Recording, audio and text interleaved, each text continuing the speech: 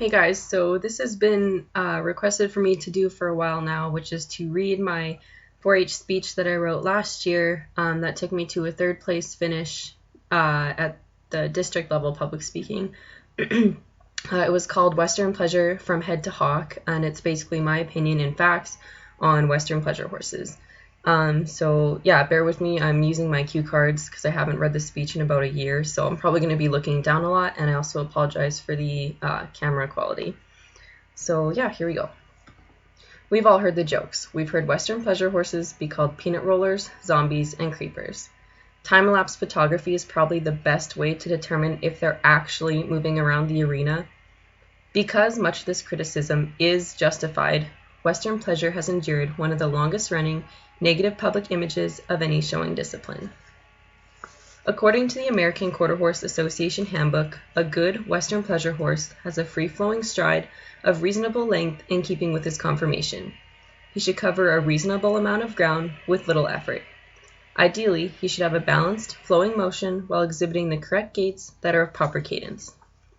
To put that statement into shorter terms, a Western pleasure horse should not move like most Western pleasure horses move today.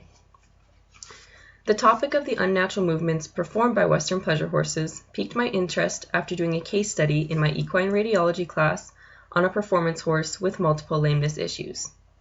So I've picked apart and studied each aspect of how a pleasure horse moves from head to hock. As with many things, movement is all about balance. If you go to the extremes to have the lowest head, the slowest horse, and the deepest hock, you're going to sacrifice the balance and integrity of your horse's natural way of going.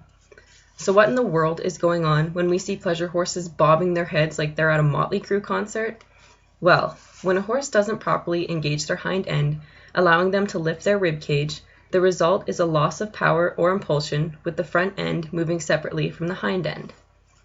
When this happens, the horse struggles to maintain their balance, which results in the head bobbing, or exaggerated up and down movement in the head and neck that we see going down the rail at many shows today. For those of you who don't know how slow a pleasure horse moves, let me put it into perspective for you. I don't like running, or exercise at all for that matter. However, in my relatively unathletic shape, I could probably run a marathon before a pleasure horse can make it a full lap around an arena. So let's talk about that painstakingly slow lope. If the horse does not lift his core and instead hollows out his back, then the result is a discombobulated gait with the horse struggling to compensate for the lack of lift and, as mentioned before, the front end moving separately from the hind end. Not to mention the not-so-pretty sight of the rider awkwardly pelvic thrusting their saddle trying to sit this ridiculous lope. When a horse correctly lifts their core and uses their body as it's designed to be used, the result is true collection.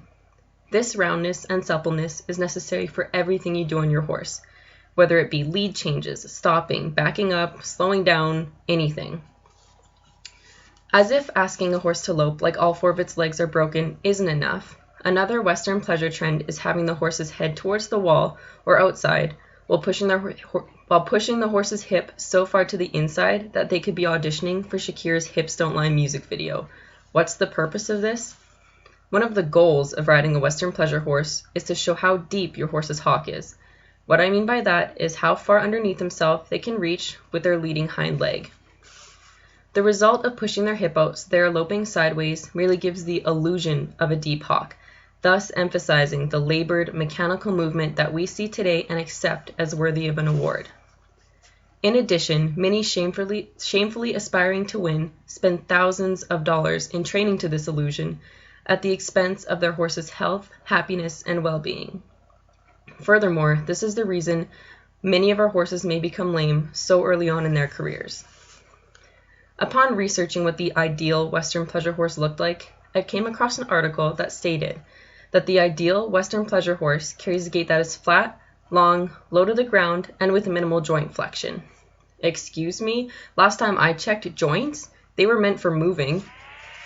The last 3 years I have spent at Olds College taking animal sciences. The knowledge I have acquired and continue to acquire from my post-secondary has given me a new insight as to how the horse is supposed to move and the detrimental effects of unnatural movements such as those seen in the Western pleasure show ring.